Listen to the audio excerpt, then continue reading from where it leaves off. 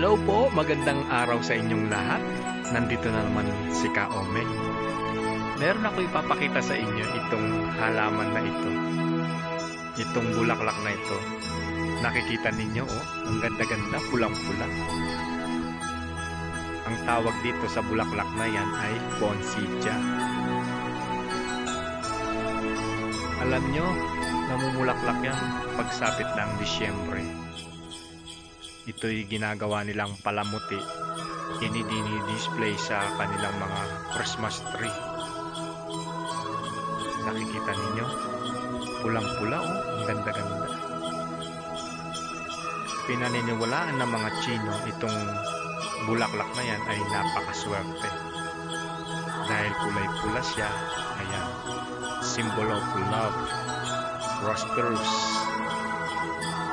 Kapag meron ka nito sa inyong pamamahay, ayan, sinasabi nila, swerte daw.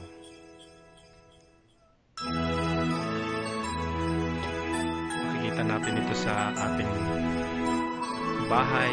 Yan, dinidisplay nila sa mga Christmas tree. Makikita natin ito sa malalaking bahay. Ayan, nakadisplay sila at inilalagay ito sa sentro ng kanilang mga lamesa.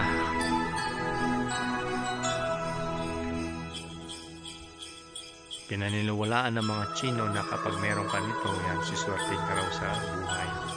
Kaya yung iba na nagtatanim nito at bumibili, ito'y napakamahal na bulaklak. Makikita ninyo sa mga flower shop yan. Isang tangkay lang niya nagkakahalaga na ng 1,000.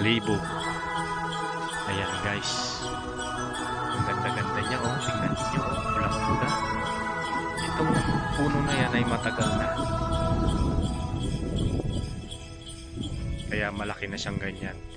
Pero kapag nagtatanim sila, yan, wala sila ng tangkay, itinatanim nila yung tinatawag nilang budding, kagaya nito. Kukuha sila ng pasangan yan, itatanim nila sa matabang lupa at pinagbibili nila sa mga flower shop. Ayan, yan po ang poinsettia na sinasabi nila. Kita ninyo,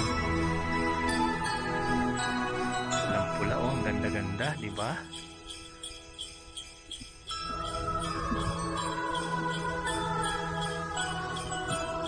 Sige guys, pinakita ko lang po itong halaman namin dito sa hardinan namin. Maraming pong salamat sa inyong panonood, Ka Omeng. And don't forget to subscribe to my YouTube channel, Ka Omeng, and hit the bell button notification para updated po kayo sa lahat ng video na pinapalabas ko. God bless po. Happy weekend.